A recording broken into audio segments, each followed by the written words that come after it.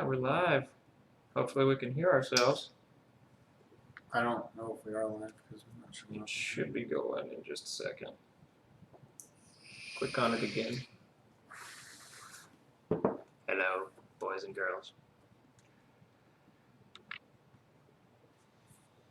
No drop frames.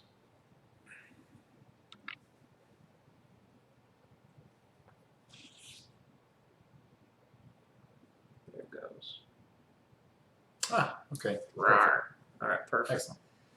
Cool. Welcome everybody. This is Cabe Judge and Opie, and we are on episode 3 of the Ampersand. Episode 3. Episode 3. It's been a while. I took a little break. I had a lot of work going on. Plus I went to Colorado. That was fun. So anyway, back at it. Hopefully on Mondays every time. We'll see how it goes. Every day. We'll see how it goes. Every day on Monday. We'll see. But yeah, this time, or actually the first couple times, the first episode we were talking about just your idea that you want to have for your character before you even create one, before you even open the books. So we went over that, and I did find my videos. I had them saved, thankfully, and I'm going to upload those on my YouTube channel, which I'm trying to get squared away. Anyway, it's going to be the first and second episodes. And for the second episode, we did, we actually created a character and showed y'all how to do that. So for this one, we had a little bit of something else in mind. Let's see, we're just going to go about like prepping for your game and all the stuff you need to have with you and kind of just keeping preparedness for the actual game to keep it flowing. Because we find that a lot of times, now of course you want to talk and have fun and chat and do all that stuff, but there's several times, even during our games, where it's like you're waiting on people to roll just to do their stuff. You know what I mean? So we want to talk about that. We're going to give you all a brief description and walkthrough of like combat and how we do it as far as like 5e rules. And yeah, so kind of where did you want to Well, start? let's start with the start. Okay. All right. Let's talk about preparing for the game. Right. Okay. So this is before you get in your car and drive to wherever it is that you have the game session. You need to make sure that you have your character sheet, your dice, any kind of notes that you keep for the game. Any other kind of gaming aids that you have, for example, miniatures or yeah, I don't spell cards. I have spell cards. Yes, for my paladin, I have spell cards. Do you want to talk about those for a second? Oh, it just makes it easier. So the spell cards, they actually got them for me as a gift. Yeah. How much were they? Just 10, 15? Yeah, something about. I mean, anyway, relative to how much you've used them, I think they're worth every session. I think they're worth every cent because you use them every time you've shown up to the game. But yeah, it gives you exactly what all's needed for each spell, and it lists exactly what it does, like all the visual components, or if you need to speak, or if there's an actual item that you use. Like I think some of them require string and whatnot to actually be done. But it has that on there. It has a duration. It has what was the other thing that I liked? Oh, it has the if it's actually an action, or if it's a bonus action or a reaction. We'll go into that. What type of action it is. Yeah, what type of action it is. You didn't bring them this time to show for an example, did you? We have our character sheet. No, your cards. You didn't bring them with you. No, I did not bring the cards. That's okay. That would be great. Maybe you can add a show link when you upload it to YouTube. Add a link to either the D&D store where they can be purchased or Amazon. Yeah, we can do that. We'll put a little link. Yeah. Maybe on the YouTubes and the Twitches if I ever get that going correctly. I'm still. So you have all these gaming aids that you need to bring,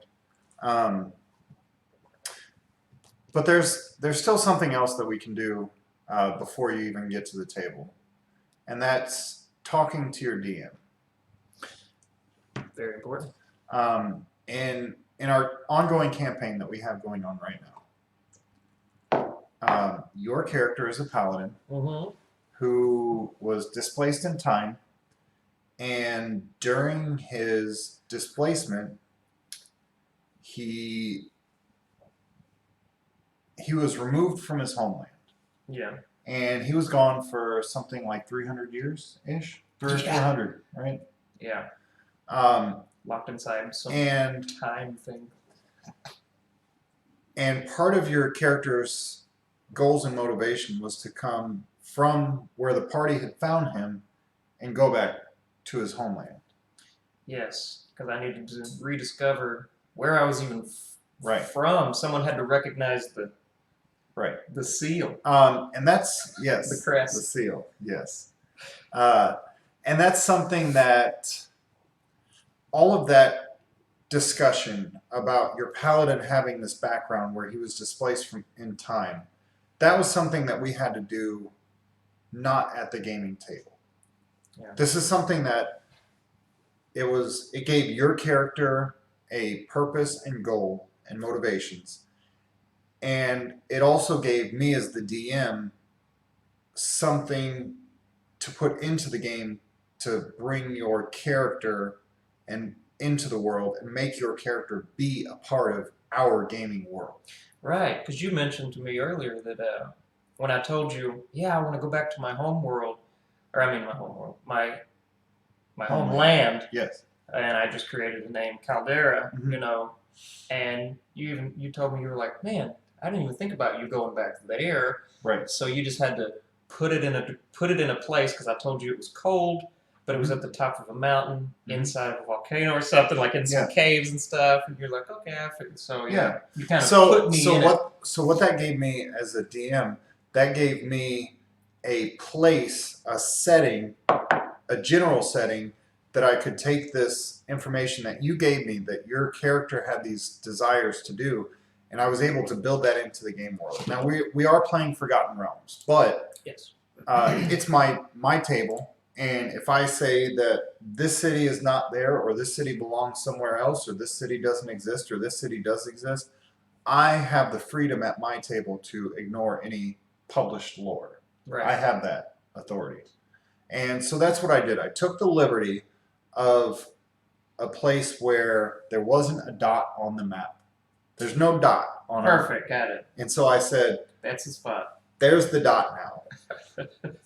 I put the dot. There is the Paladin's city. Yes, it is right here. Of Caldera. And now, because of that, anytime that you guys weren't involved in a combat, or you weren't actively seeking out somebody else's mission, it gave you something to do. Yeah, to think about and kind of progress towards. Right. And give him, like a goal outside of, I'm a paladin. I swing my sword and I protect my friends. Right. You know. And he lives in this world. Yes, he is now a part of the world now. And I think that's something big. And this is something else that we had talked about a little bit before the show started was if you create a paladin or a fighter or a ranger, and if somebody asks you, well, what is your character? Who is your character? And the only thing that you can tell them is, I'm a half-elf fighter, and I have a sword, and sometimes I use a bow. That doesn't tell me anything about your character, right? Yeah, you need to have a little bit of background and going on, but not too much, as we went over in the first episode. Right. You don't want to be like, yes, I've slain 3 dragons and but you're level 1? Sure. Or you better have a darn good reason. Right. That you're level 1 now. Right. And sometimes the displaced memories thing can work. Okay. Amnesia. Sometimes forgot how to be a monk. Forgot how to be a monk. I'm a wizard, but I was afflicted by some spell, and now I forgot all my spells. Yeah. I mean, I guess you could. Okay, fine. But sure. It's kind of... Still. Sometimes tropes are good. If you do want to have an elaborate story like that, you better have some kind of backing it up, because you're only level 1. Right. But that's a huge thing to think about, right? Because if you don't have something for the DM to build off of, Mm-hmm. then you're just a guy. Right. And it's up to the DM then to create the world around you. And then at that point, you're a passive. Passive player. You're a passive player. You're not really contributing, but right. I mean, to the story. You're more of a passenger in the story now. You're a passenger than a driver in the story. And all of the my how do I say? My feeling is that if you are a player in a game, you should be the driver. Every single player at the table should be a driver for the game. At least for what they want that character to be. Right. Right. Otherwise, it's up to the DM. Or how they would and some DMs, that's fantastic.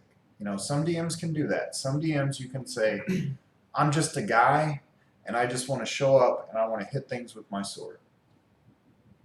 And that's fine. And then if that happens, then the DM can do. They can say, okay, well, great.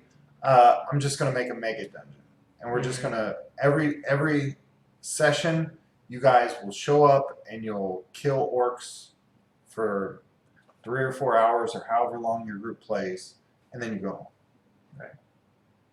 Right. Yeah, you don't want to be that guy. At that point, then you're just playing a video game, which can be fun. Yeah. It can be fun. It's part of a party. It's part of a group. It's a group storytelling session. So have a story to tell. Yeah, and be able to be like, so this is my character, right? And they're like, and own it. Good gosh, and own it. When are you ever going to be done telling me about this character? Yeah, because I'm pretty sure at this point you could probably fill one of these shows with just my character's journey. Yeah. Yeah, let's not do that. Yeah, there's a bit. I have to write it all down. And honestly, because of the way that I play our game, it's a very player-focused game. And because of that, I think each one of the players would be able to fill one of these shows with their story. Absolutely. Yeah. Especially the monk. Yeah, he's got a lot to tell. He's got a very elaborate the story. ranger, too. Ranger, kinda, yeah. The cleric. Definitely the cleric. Yeah. She is a princess. Yes, she is. She is a princess. Anyway. Did that come out how you meant it? Kinda. Oh. It's a guy playing the girl character. So yeah, we just want to make you kind of aware that you need to be ready for, or actually go into the details about what kind of notes they should be taking about.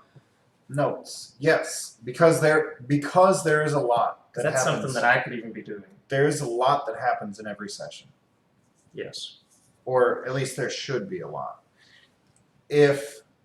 Even if there's no combat and the party is going through a town or traveling from one place to another, even then there are probably several important moments that happen during that journey.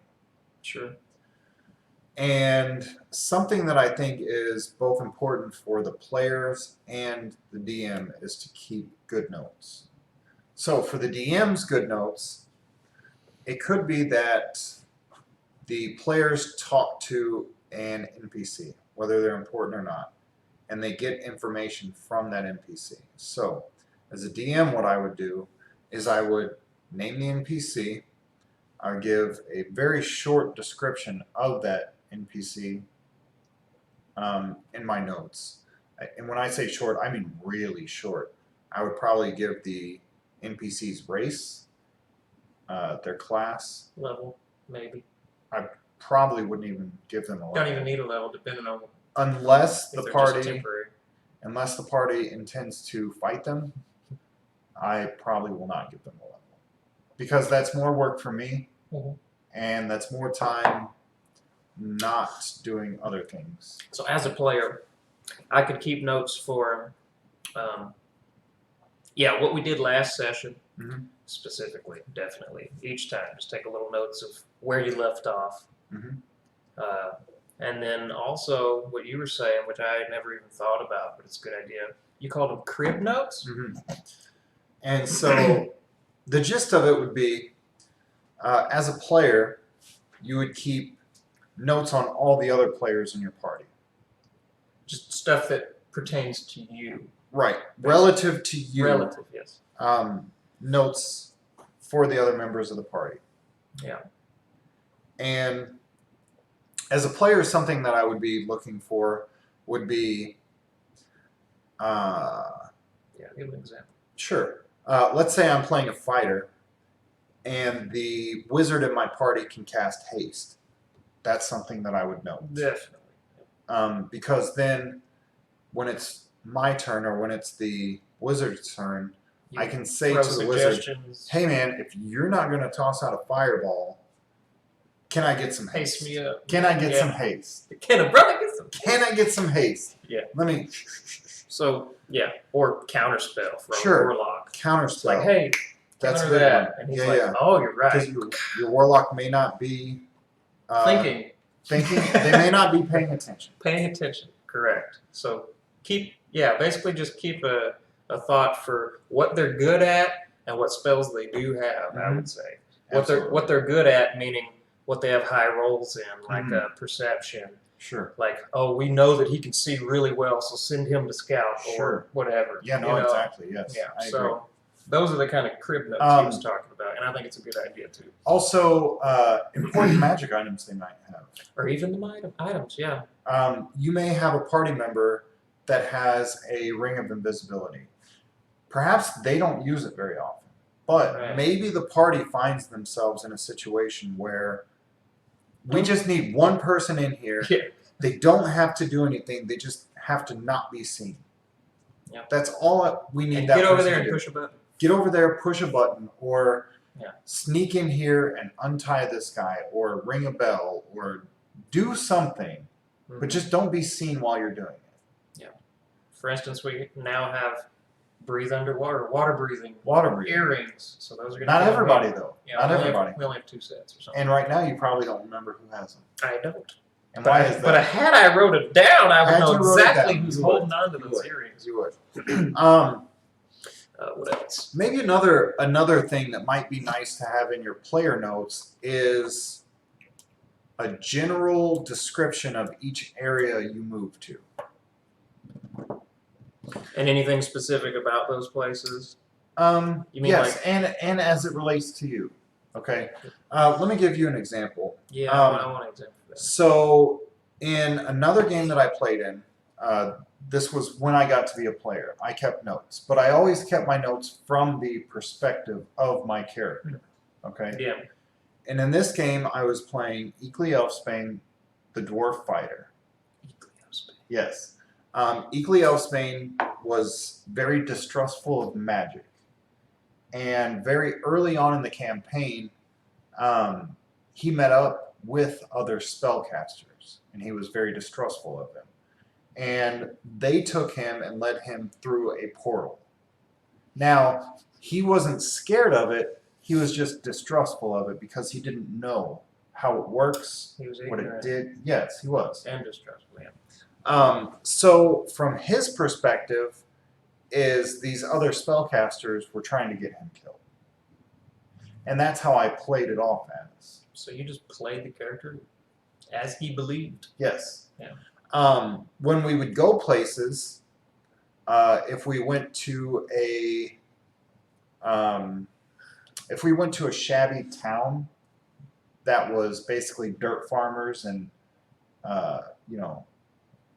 guys that built their house out of straw, in my notes I would remark that we went to a town that looks like a child put it together. Shabby. Well, I see what you mean. The reason for that is because when later we have to recall the places that we've been or the things that we've done, at the table I can give the description of the locations or the events through my character. And since Eakley's seen these places as being shabby towns that looked like they were being built by children, when he goes and if somebody in the party says, well, where's this thing? When did this action happen? Equally can say, we went and visited these guys and, it looked like they were still putting things together. Could have been there a long time, but to him, it looked like they had no skill and they were still working on it, right? Okay. So when he describes things, he's going to describe it from his perspective. I like it. Yeah, you may need to know, obviously, the towns that you were at. Sure. What about them, and if they had an armor smith or a magic user. And that's really important too. Priest. I'm glad you brought that up because there are going to be some towns that your paladin goes to that they have no temples, and that's going to be something that's very poignant to your paladin because that's a godless city. And that's kind of a big deal for Hermanos, right? A bunch of heathens here, right? There's heathens. So that's something that you can keep in your notes is, hey, we went to this town, but they didn't have a temple. Maybe later I can send some of my disciples there to set up a temple or spread the word and recruit some people. Yeah. I remember in one of the places, it was like an underground city where I went. And I noticed that this one, priest wasn't acting quite right. And I investigated and found out that a demon had infiltrated its mind or whatever. Yes. And then you guys left the city and never came back. Well, it's because I challenged that demon, and we almost got attacked by the demon right there in the city. You did. And I didn't want that to happen. Right. And I don't think we were ready. Right. So we'll come back to that at a later point. But you haven't been back yet, have you? No. I'm sure it's fine. I know, you're right. I didn't think about it. Anyway.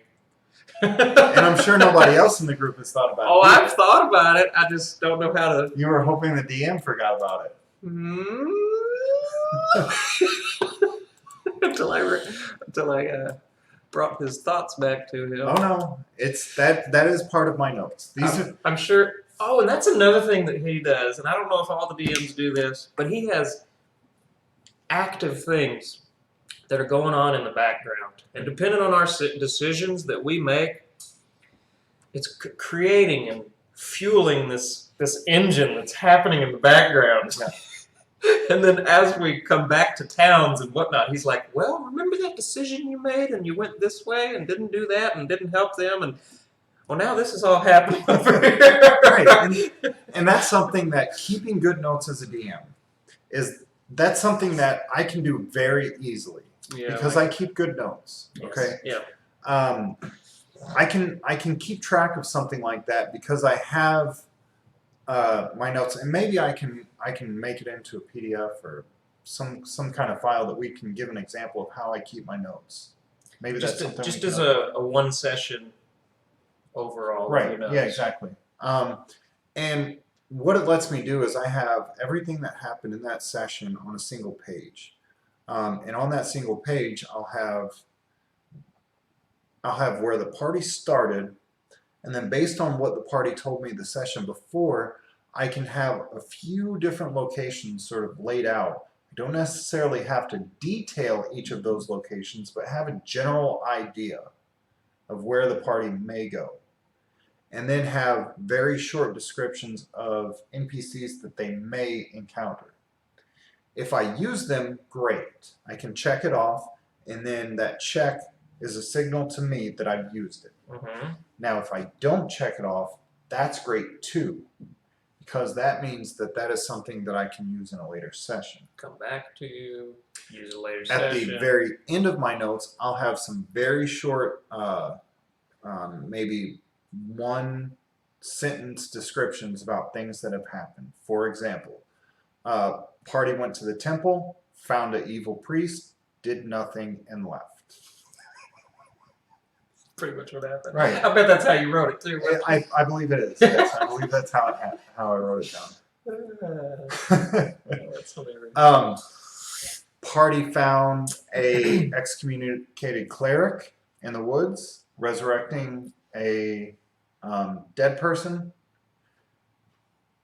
Watched him revive the dead person as a zombie. Did nothing and That was before I came along. It is. It is. That was when they were still level 3 to 5. It is. Okay. All right. Before me. Yeah. Okay, that's the excuse. Anyway. In any case, keeping notes like this will give you a quick way to remember this is the town that we're in. This is what we need to be doing. This is who we need to talk to. This is where we left off. This is where we left off. Here's maybe some of our options. Yes, that's a pretty good thing to keep in mind. Something else you may want to make part of your player notes is you may want to have one separate sheet that has all your quests on it. And you can separate them by big quests and minor quests, because man, that's a good one. Sometimes those that way you don't forget stuff. That way you don't forget stuff. And sometimes those minor quests, if left unchecked, will turn into major quests later on. What if your DM wrote all those quests out for you and just set them out there? What if he did? And then, what if he didn't? Though? And then all the characters, all the people have to keep track of them. What if? Here's something to think about. Actually, we do have a scribe. What if it's our monk? What if the DM is one person and he's supposed to keep track of all that? What if the DM is one person and he has his own notes that he had to worry about? Because he has so much stuff going on. And then what if the party was several other people that can all track things? That can do stuff. Isn't that crazy? How we could actually do stuff and make it easier on our DM? Screw that. Screw that. Come on. Why would you do that? But yeah, just keep notes. It helps. It also, like, for instance, if somebody missed the previous session, if a couple people wrote down their own personal notes, as soon as we get ready, it's like, all right, it's time. What happened last time? Because such and such wasn't here. And we're all like, oh, we did this, we went there, and here's some of our things that we think we could do. Oh, and he got his leg chopped off. You know, just whatever. That's something that I think is a really good tip for both players and DMs. Save time. It does save time. I think that's a really big tip for both players and DMs is at the beginning of every session, you do a short recap of what happened last game. Not just for the people that may have missed the last session, but also for all the players at the table. To be on the same page again. I kind of think of that time as sort of the theme song for the game session. Oh, I thought you were gonna... When you watch a TV show, TV shows have theme songs. Yeah. When that theme song plays, it gets your mind in the mode to watch that show. When you hear the Simpsons theme, your mind is clicked in. You're now thinking of Bart, Lisa, Homer, and Marge. Yeah. And the baby. Whatever the baby's name is. Well, our theme song is the session recap. When the session recap starts, all the table talk stops, and everybody starts focusing on dice and what needs to happen at the table then. It's also a good way as a DM to listen to the players, and it gives you as a DM a gauge to find out what the players found important from the last session. Because sometimes I think that things are very important, but during the recap it may not come up. What do you mean? What would you specifically think is important that we didn't talk about? Here's an example. The session after you guys left the evil priest in the underground city, the session after you left that place, nobody talked about it. Not at all, because nobody even... It was over. It was done. It was over. You guys left the city. You don't care about it anymore. Yeah. So, as a DM, what that tells me is that the players didn't find that particularly important, and because they didn't, that's something that I may bring back later, but it's not something that the party will address right away. So I don't have to start preparing that thing right then. I personally felt like it was out of our league at the time, and I didn't want to start a dang demon hunt right in the middle of the city while we're in the middle of another big quest. Because we were headed to my homeland at the time, I think. I don't think you were. I think Well, that we were was doing something else. Yeah, We were doing I something. think it was something else. Oh yeah, it was the. I remember it was the slavers. We were going for the slavers. Sure. So anyway, we had something else that we were doing at the time, and lo and behold, we forgot about it completely. And now this fake priest is actually. It's crazy. He's a priest that's been possessed by a demon, so he's bringing in people and doing shit the wrong way. So because the players didn't keep notes on that, the players didn't find it important, and it's something that fell off. For us. For you guys. So the DM can bring For it me back. as the DM, I kept notes on that. So what that lets me do is I can bring that back later and have it be something that has grown exactly. outside of the player's vision. And it's something that's become big, but the players were not aware of its growing. Right. And now when we come back to that when you come back to it, now it's something completely different. That guy's following? Cult. Yeah. He's created a huge cult within the city or something. Who knows? Who knows what's going to happen? But as a DM, it means that I don't have to focus on that thing right now. I can take my time and I can come back to that when the players, either they remember it or they don't, and they're looking for something else to do, and then I can maybe throw out that breadcrumb. Right. And if they catch it when that breadcrumb gets thrown out, then that's when they catch it. And if they don't, then I don't have to worry about it, and I can come back to it again later. Another example of that is the necromancer. Yeah. The party seen the first time that he used necromancy, and they did not deal with it then. Because they didn't deal with it, later on they heard a rumor about a gnome that was sailing around in a black ship on the sea, and they decided that they had something more important to do. So I didn't have to do anything with it then either. Just let him go. Just let it go. Just let it keep growing. Then again later on, they heard another rumor. And this time, they realized that they had made a mistake by not dealing with this issue much, much earlier. But that's the thing. As a character and as a group, you have to deal with the biggest things that you feel are big. Yeah, you have to set your priorities. You have to set your priorities. While other things are growing, you got to deal with something. And then deal with all of it. And sometimes your priorities might shift around. Yeah, exactly.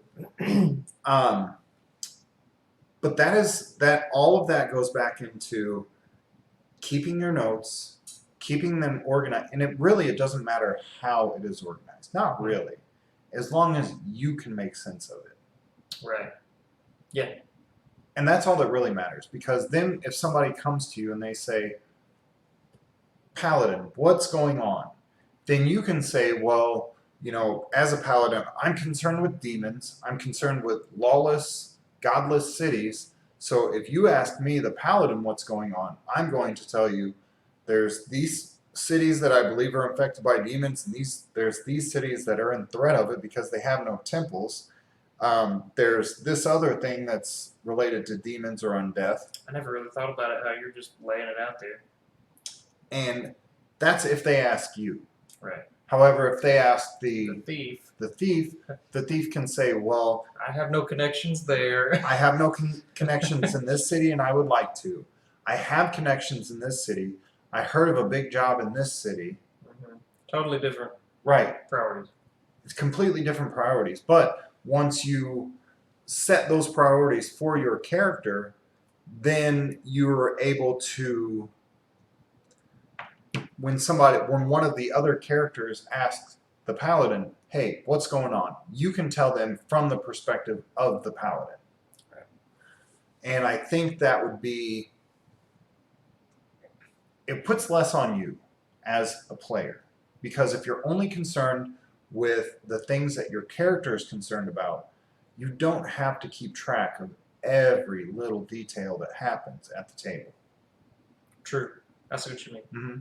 There's no reason to keep track of what they're doing with their personal goals and stuff necessarily. It's okay to have sort of an idea of it, Yeah. but that's what their character's for. Their character is so they can keep track of what's important to their character. Yeah. And then this is something else that, as a player, you can have your notes and have what's important to your character. And if you haven't revisited something for a while, you can go to your DM and say, "Hey, man, there's this demon that we ran into a while ago, and I'd really like to go explore it. And I'm going to talk to the party next session about, hey, I want to go back to this city and see if we can't bust some heads there." Yeah.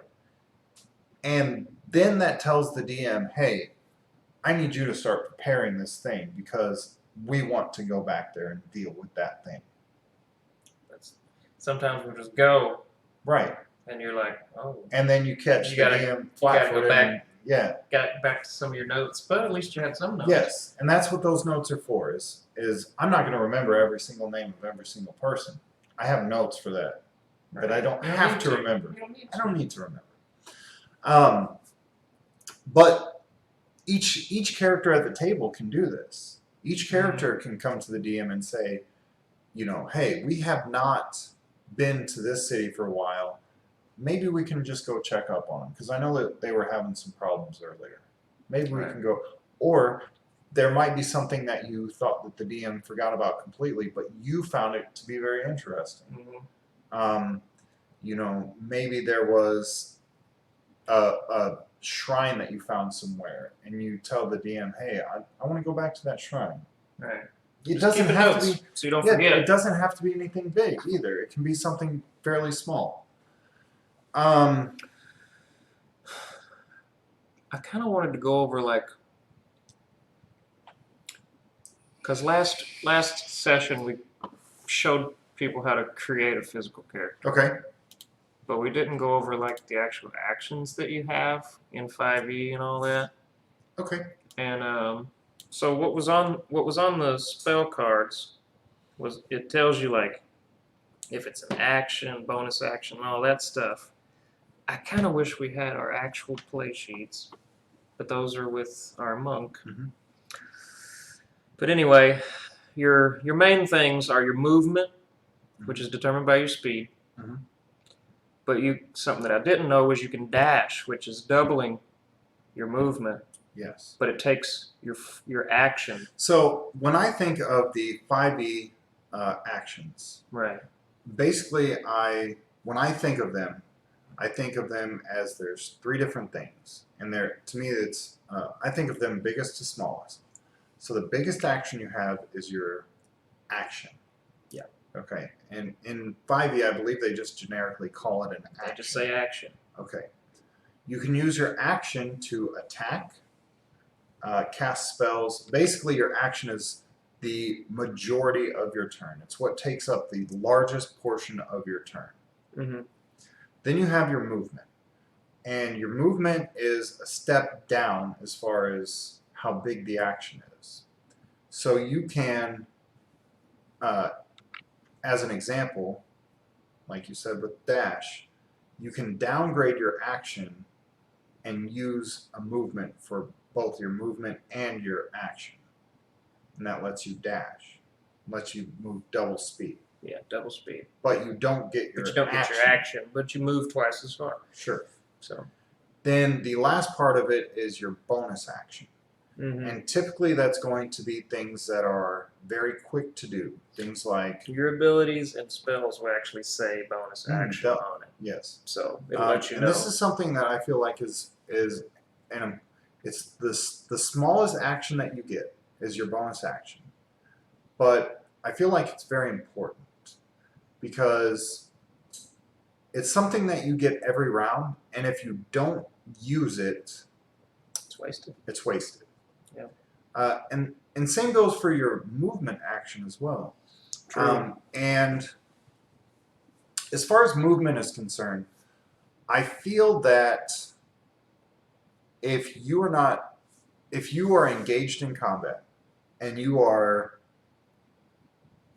directly adjacent to an enemy and you're fighting the enemy, I feel like you can still use your move action to maybe sidestep during combat or disengage from the enemy after you attack them and put yourself in a better position. You're talking about the one-step thing? That's right. Yeah. Now, the purpose of doing something like that is, in my mind, even if you are already in an advantageous position in combat, you can still make it better by moving. Sometimes. Sometimes. But it's worth it to think about that in combat. Yeah, instead of I'm running up and now I'm engaged in melee combat with the enemy, and now this is where I stand until this thing dies. It's usually how people feel. It really is. And what could happen... Because if you try to pull away, they get a free swing on you. Right.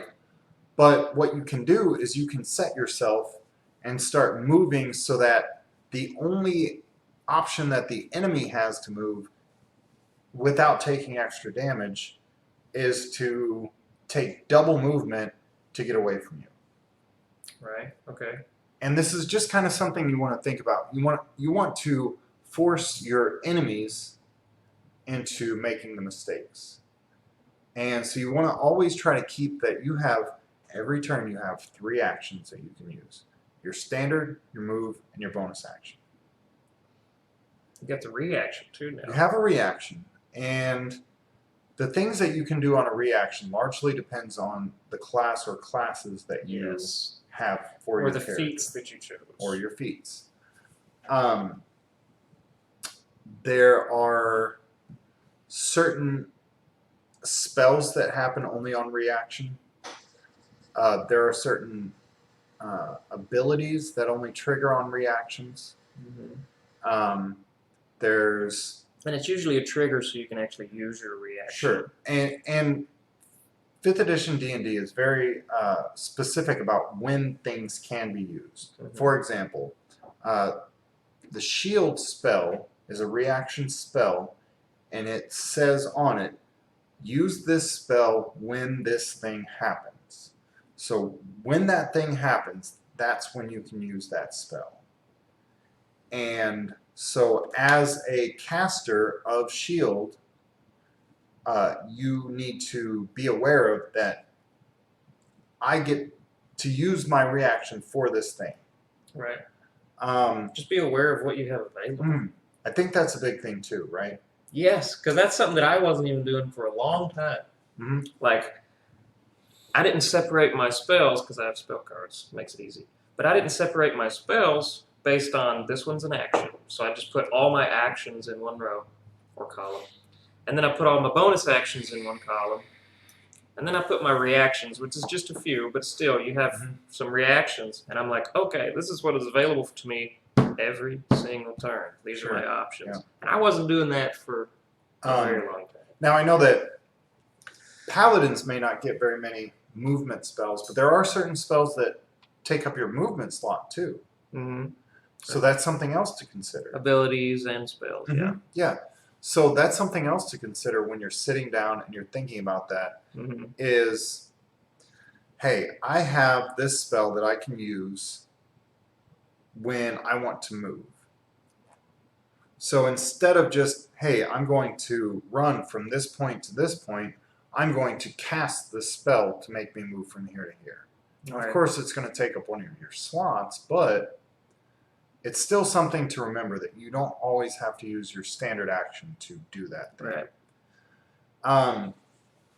Something else I'd like to talk about, since we're on the topic of actions, is doing things outside of what's on your character sheet. Okay. Now, I've done a few. You have. Not many, but a few. And I typically try to reward the players when something to encourage like that happens. more. I try to. I do. So let me tell them what I did. Go ahead. Yeah, so the very first thing, it was like one of our very first battles. Nobody expected me to do this crazy stuff. So there was this fireball coming at us. And I was like, "Can I use my reaction to jump in front of it?" And everybody looked at me like, "You're crazy. Mhm. Why are you doing this?" And I'm like, "I'm the tank. I'm going to take all the damage for you guys." Yeah. And this is the first time they ever fought in any type of battle with me. So I just jumped in front of this fireball and ate the damage. It took like 30 something damage. I believe you had to make a Some kind of dexterity. Yeah, to do yeah, that. yeah. A dexterity to make. Yeah, he made me do a dexterity check to see if I could actually get over there in time. So it wasn't exactly in my rulings that I could leap and get over there in time, but we just kind of played off of it. And he's like, "You know what? That's a good idea. Well, You're trying to save your party." Blah, blah, As blah. as a DM, I felt that was a heroic action Heroic. Yeah. that a paladin would make, and it was in line with the way that your character felt and the way they acted, and that thing put you in direct danger, but it protected your allies, even though you had just met them. Right. So it was a very altruistic thing, and it was very in line with your character. Yeah. So I thought it was cool. And it absolutely was cool. Yeah. It 100% was awesome. But it didn't necessarily fit with anything that was hard written in the rule book. Right. But I don't care. Yeah, it was awesome. Yeah, it was fun. So you got to do it. Yeah, and then he gave us all inspiration die, which It was is something. yes. I don't know if that's in the books either. Inspiration die is in the book. It is in the books. We use it a little bit differently, but yes, it is in the books. Okay, cool. So anyway, if you do something cool, it's like, man, that's very inspiring, or whatever the heck. Give the party. Typically, the book gives inspiration die when you do things that are in line with your character's goals. Okay. Which is fine, but I like to give inspiration die or give some kind of bonus when people do something at the table and everybody else at the table says, "Holy shit, cool. That was awesome." What did you do? Then I will give those kind of bonuses, because that's what people come to the table for. They come to the table for people to say, "Oh, that was awesome." Here's another example. Yeah, I was thinking when our warlock teleported on top of the dragon. Oh my god! And then put that dagger. Yes. Yeah, that was good stuff. The dragon was too high for anybody to get to. Yep, we couldn't do much. Nobody could reach him. The cave was collapsing, and this dragon had already downed the paladin. Yes, I was almost dead. Almost dead. The warlock teleported on top of the dragon and delivered the killing blows. Yes. And good stuff. Yeah, it was extremely dangerous. He could have died himself. Yeah, he was on top of the dragon. But it was awesome. It was cool. I liked it. The party got bonuses for that as well. Yeah, that was a good fight. I remember that fight. But that's something else. Is I don't believe that I could tell you exactly what it says in the description of inspiration stuff of the teleport spell. Oh. If teleport even allowed for him to be able to teleport on top of the dragon like that, I have no idea. But it sounded cool. It made for a neat visual. Yeah. Because we all had to imagine it, but it made for a neat visual. Yeah. And inside here, it was something very heroic and cool. And so I said, okay, cool, do that. I like it. Yes. It was awesome. I agree. And we downed the dragon. There was another time our ranger, there was a warg rider, or riding on a warg. Mm-hmm. He was trying to get away, and our ranger, he's aiming, and he's like, I'm going straight for that belt buckle, or that buckle that's holding the saddle on the warg, and he rolled like a 32. Yeah, I think I'm pretty sure he somehow got advantage and he got all of his other bonuses and everything else that he had for that roll. So you had no choice but to let him have it with a roll like that. I had a choice, but it was something that was just It was cool. It was cool. He's extremely his ranger is extremely focused on being a very good shot. Right. So I gave it fun to him. We've done some other things, just cool things. Our monk running on walls and doing stuff. Yeah. But All right. Well, yeah, we did go over action. We went over bonus action. We went over movement. Something else, I'd like to talk about something else about actions as well. Okay. So when you look at your character sheet and it says action, for the paladin, typically your actions are swing your sword or cast a spell. But it doesn't always necessarily have to be that.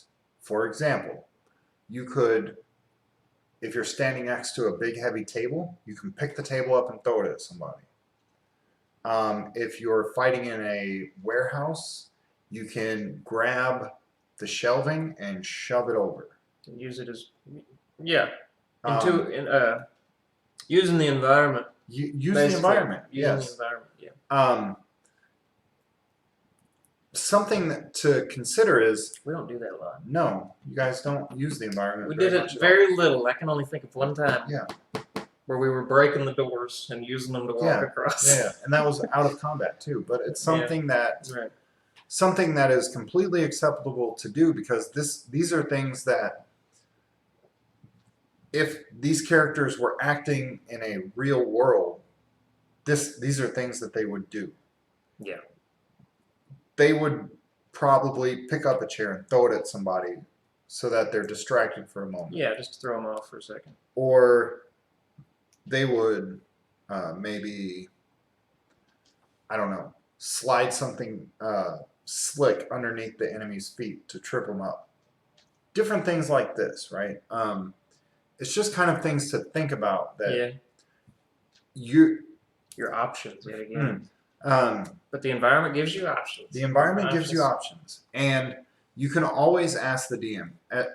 Typically, as a DM, I'll give players a general description of the room. And if the players want more information than that, then they're welcome to ask. If they say, well, you know, is this floor slick? Is it rough? You know, what's the ceiling like? Is there a chandelier? Yeah, always ask those questions, by the way. Anytime you walk into a new room or whatever, what do you see, smell, and oh my God, there's 3 questions. See, smell, and hear? Yeah, see, smell, hear. What do I see? What do I smell? What do I hear? And you can also ask for specific things as well. Right. What's the lighting situation like in here? Lighting. Is the lighting coming from lanterns? Are there torches on the wall? Is it magical lighting? Because this is all stuff that you're going to write down about these rooms too. Now, usually you will have a cartographer, which is, you know, taking a map, drawing out a map and all that. And he can put little notes and stuff on it. But it's also good to have your own notes. And I'm guilty of this. I don't take enough good notes. But yeah, you can have notes as far as that room or whatever, and what you thought was important in that room that maybe somebody else didn't think was very important. And it could, you know, very well be something that you needed to know about later. Right. So don't always depend on one person. I feel like that's happened before. I'm sure it has, and you would know better than us. Sure. The party will go into a room, and one of the players is looking for something very specific. And they'll say, hey, I look around the room, do I find this thing? Well, that's the thing that you're looking for, and you scour the room and you do not find that thing. Okay. Right. If the thing doesn't exist in the room, it can't exist for the player to find it. However, if I guess you mean like I'm looking in this area for a secret door. I just have a feeling that there's something. I'm looking in this wall. I want to scour this wall. I want to tap on it. I want to use my small hammer, and I'm tapping all over this wall to see if I can find a secret door. I would love to see my paladin. I just had a visual of him like. Yeah. And I don't hear anything. Yeah. And no, you don't hear anything, and you spend your time, and that's what you're looking for. And then the thief comes over there. The next player will say, the next player will come in and say, well, you know, what else is in the room? You know, I'm looking for something else. I'm looking for a lever, a switch, this or that, or whatever. I want to find something else. They may find that thing. Because their perception is higher, or their or intelligence or is the higher, thing that they're looking for just flat out exists for them to find. or investigation is higher. Sure. I mean, there's plenty of stuff there. In any case, whatever it is that they're looking for, the thing exists for them to find.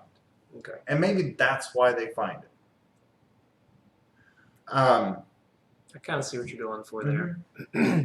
I was thinking more of just general stuff, but I guess if they're going for like something specific in the room. Well, sure. Some environments may not allow for things to exist. Yeah.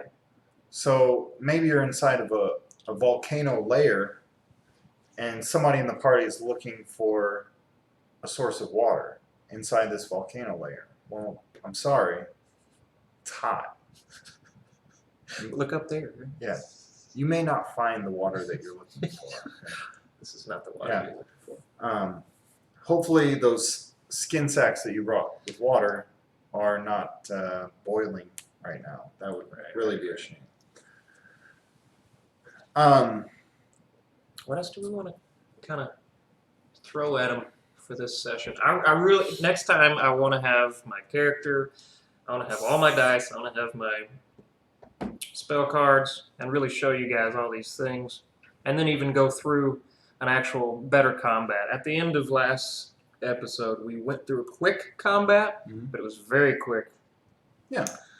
It's just dice rolling is all we were doing. Right, and I wanted to be a little bit more in depth next time and actually show you all these actions and all of it. I tell you something I would like to expand a little bit more about is using spells.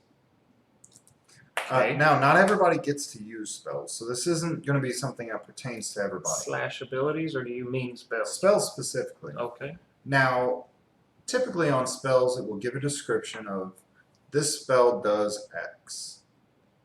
And in the case of like Fireball, it'll say, you know, you send out a thing and the fireball explodes in so much area and deals so much damage in that area. Okay, cool, we got that. We're on it. Okay, now that we know that, how else can we use that spell? Okay. We know that if we throw a fireball out into a group of goblins, that it's going to burn up the goblins. Right. How else can we use it, though? We can burn down some wooden buildings. We can burn down some doors. We could, you know, anything flammable. We could burn it and see what's behind it, or even cleanse something with fire. There's more you can do than just destroy people. Sure. Or things. Creatures. Sure. How about what sorts of things do you think might happen if we drop a fireball in a small lake? Well, we might boil the lake. Yeah, you would boil the lake. You would kill all the fish. Sure. Maybe that's our intent. Maybe that's our intent. And that's kind of what I'm getting at when you're looking at your spells. If you are a spellcaster, look at your spells. See what your spells say. I see what you're saying. Like, and really use those spells. And then think about, how else can I use this? Besides what it says right there, XYZ on my sheet. For instance, I just thought of something. Yes. So our mage, give it to me. Our mage has a create wall of fire or whatever. Yes. So instead of just going for specific creatures, like I want him, and him to be burnt, specific on the environment, you could be like, okay, I see that there's trees over here. I want to wrap it around all those trees and just encompass that, and it's going to eventually burn in towards them. Right. They're going to have to get out of there or go through the wall. That's not going to be fun for them, right? Yeah, it's not going to be fun for them. So I could see him. No, I using think that's brilliant. You see what I mean? Brilliant. Yes, I think that's wonderful, and that's kind of what I'm getting. Or even if there's a bridge, sure, and you're like, blow up the bridge, you know, or whatever. You could use it for stuff. How about this? You are the party's paladin, and you have a lot of beneficial magics that you have. Perhaps you can bolster an NPC make them feel more courageous or tougher or what have you, as a means of persuasion. I can, yeah. Um, Even my guy is high on the persuasion. Sure. So maybe you go and you talk to an NPC. I never thought about using it. I always thought about using it as a different way, like to persuade someone to do something that I want them to do, like an enemy or, I've never thought about it like, hey, come on, you. Get back in there. Right. Get into the fight. Do the thing. Yeah, do your do. Here's some heroic spell that I just put on you that fills you with vigor and it makes you feel strong. And now you go in and charge. And it's not even really a spell. I just persuaded him. Sure. Maybe? Well, in this instance, I'm specifically talking about using a spell. Casting bless or something. Casting bless on an NPC. Okay. Maybe you do it as a means of showing off how strong you are. Would you be so cool as to be like, I'm going to cast bless on him, but I'm also going to use my persuasion? See, I would completely find that 100% in line with trying to persuade somebody of something. Right. You use your spell in conjunction. Sure, absolutely. Because I've never thought about that. That's cool. You use your spell, and you say, "Hey, I'm going to bless you." Now, this person, they feel the spell go on them. Mm-hmm.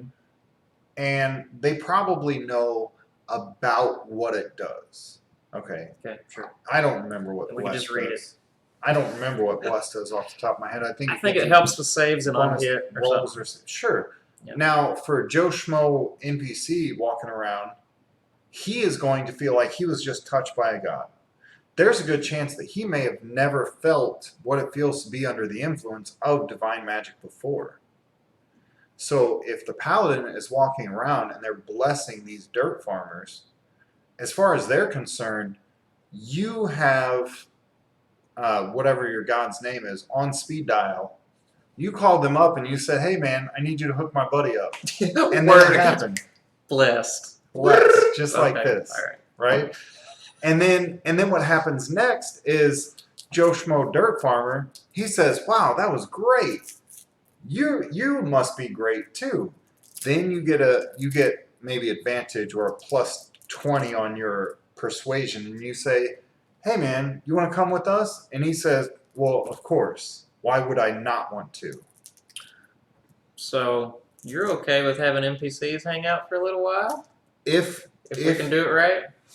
If you are able to convince them that being with you is better than not being with you, then absolutely they should be with you. All right.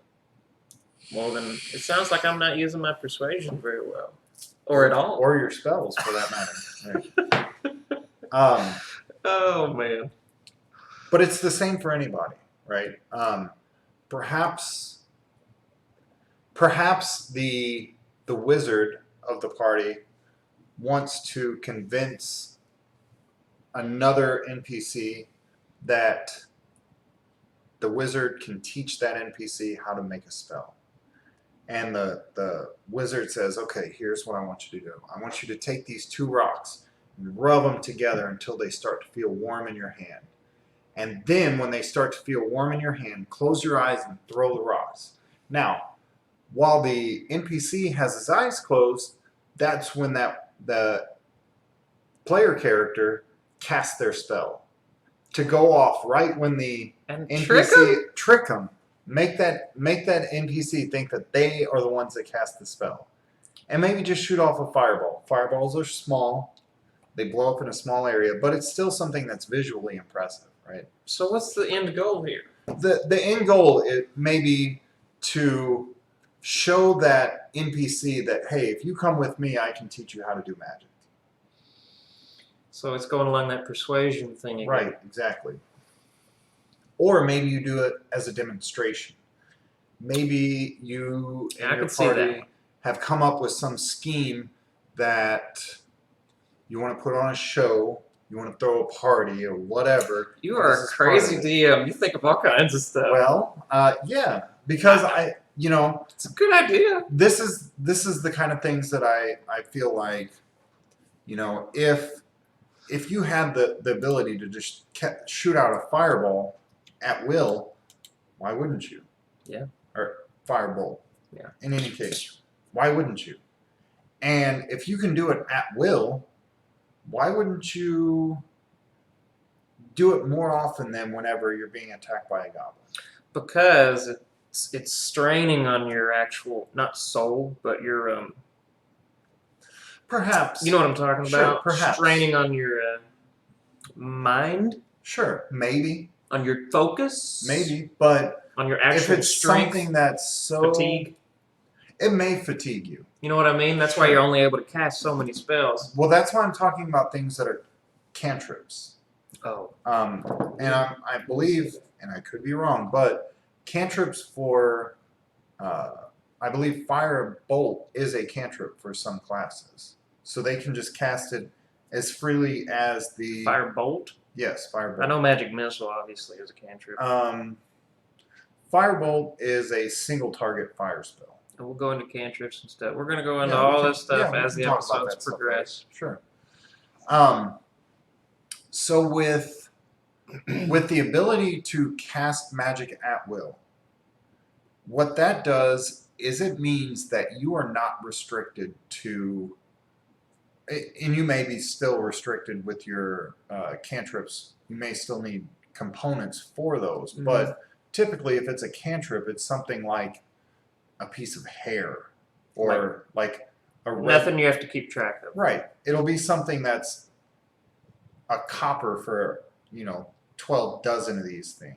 It's not something that is going to be so important that you need to keep track of it. And something that we do is if it's small spells like that, he just assumes that we have the ability to sustain ourselves and have those things. But if it's a huge spell, something that takes a ritual maybe, you will cost it or charge us or whatever. Sure. And usually just the gold cost. Sort of my train of thought for this is the party is all playing adults. Every character in the party is an adult. And as an adult, every adult has the basic ability to keep themselves alive. Right. Otherwise, they probably wouldn't have made it to being an adult.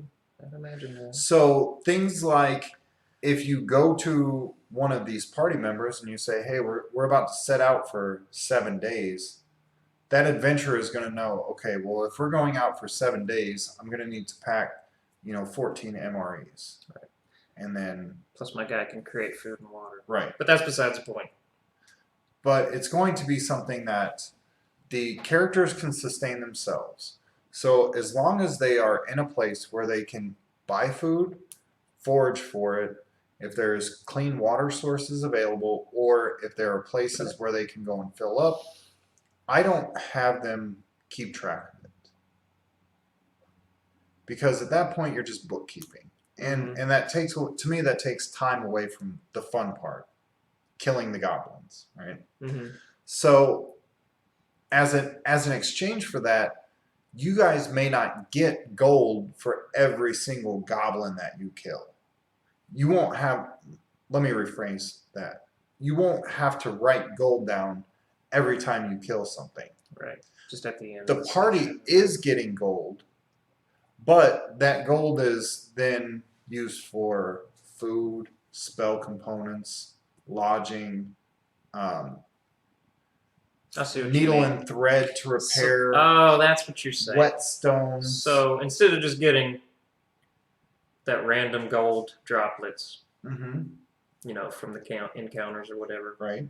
You're just saying that basically just it's an It even trade. It balances out. It just balances out. It's less bookkeeping for everybody. And it makes it easier. It does. Okay, I see what you're saying. However, like you said, that's not the case for the 500 gold diamonds that the cleric needs for their resurrection. Resurrection or teleport. Not teleport, but portal.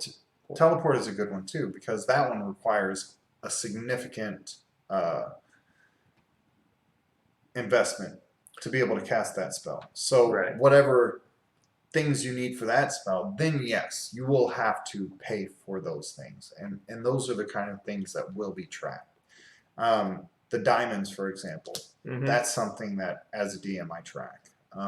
Right now, I believe you guys have 3. Well, we sold them all for money. You didn't sell the diamonds. Oh, just held on to the diamonds for held on to the diamonds that one and sold item. everything else. Yes. Okay. So that's something that as a DM I will track. Mm-hmm. The very expensive, the 500 gold sort of investments, items. I'll keep track of. I'll say, okay, yes, this character has this many of them in their bag or whatever. Okay. And doing that means that if that character decides to go off on them by themselves in this big crowded city, then if maybe they fail too many perception checks as they're moving through the city, and when they return to the party, oops, the diamonds are missing. Dang, screw you, man. Gosh. Well, this is the kind of things that happen, though, right? Hey, our party's probably going to hate me for this, but this is something that I kind of want to add to our current campaign. We need more random encounters as we're traveling. I agree with that. Only a little bit. To a certain extent. Because it takes a little bit of time. Yes. But it may not. It doesn't have to be part of the story every time, maybe. Do you see what I'm saying? Yes. But at the same time, it's kind of a waste. So, is that what you're getting at? like I said, I agree with that to a certain extent. If you guys are all level 10 now, there's a group of, I think there's 8 players in our group. They don't all meet at the same time, but if everybody's at the table all at once, there's 8 people. Mm-hmm. If the party runs into a band of human thugs, there's not really even any point in pulling out dice for that. Because any one of the party members will dispatch. They'll completely disappear those thugs. Because we're level 10. Because you're all level 10. Any one of the party will just annihilate them. So when you guys are traveling, things like that are happening. But because they're so minor, a lot of times those sorts of things aren't even worth bringing up. Okay, I can see that. So the only times that I will stop, maybe during a travel, and have an encounter is when it's relevant to what's going on in the story. Okay. One of those examples is when you guys were moving from one town to another, and there was a random encounter of a bunch of townspeople. They were displaced townspeople. And those people were relevant to the story because you found out that those displaced townspeople were displaced because another group of adventurers went through their town and burned it to the ground. I wasn't around for that, but yes. But you heard about that. Yep, you told me about it when I came back. And that was also relevant because the group of adventurers that did that were the group of adventurers that one of our party members used to belong to. That's right. Right. Starstorm. It's Starstorm's old party. Okay, all right. So Starstorm's old party was moving through this town. They wanted a place to stay for the night. They burned most of the town down, slept, woke up, burned the rest of the town down, and then left. Good God, man. It just sounds so terrible when you just lay it out there like But they're not great people. No, they wouldn't very Paladinian. No, they're not great people. Palladian? Palladian. Paladinian. Paladinin? Paladin. Anyway, we're going to wrap it up here. Yeah. We're trying to start a little earlier, but I was having some upload issues. A little bit, yeah. Anyway, plus my wife is almost here. That's true. So yeah, we went over kind of. Hopefully now that you're going to be uploading these onto YouTube, maybe we'll get some requests for things that people want to hear us talk about. That's true too. And I think along with people mentioning that, if there are things that people want to know more about, or know different approaches to. Basically, I know what it says in the book, but that's the kind of stuff that I'm interested in talking about. Like outside the box. I know what it says in the book. Yeah. How would I do this thing? Or how can I do this thing? Or can I do this thing? What would I say to my DM for my DM to say, yes, you can do that thing? Right. As a DM, the kind of questions that I'm interested in is, I think that's her. The kind of questions Come that in. I'm interested in as a DM is, It's about to get my loud. players want to do this thing. How do I do it? That's the kind of stuff that I'm interested in. Right. Well, Anybody like this? my family's here. So we're gonna go ahead and close her down now. Thanks for hanging out. I hope you enjoyed it. We're gonna continue on. We're gonna keep doing episodes. We're gonna hopefully get people that's never even touched or heard of D&D to actually understand it better and get into D&D, because D&D is very fun. And sometimes I'll just mention it when playing other games on Discord, and people are like, "You play D&D? I've been looking for a group." Yeah.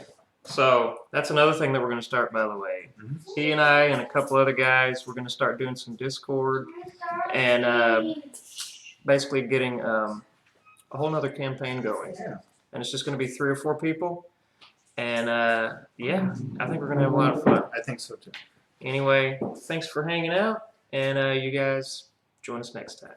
Peace. Ba-ba-da-ba. Later, good Lord.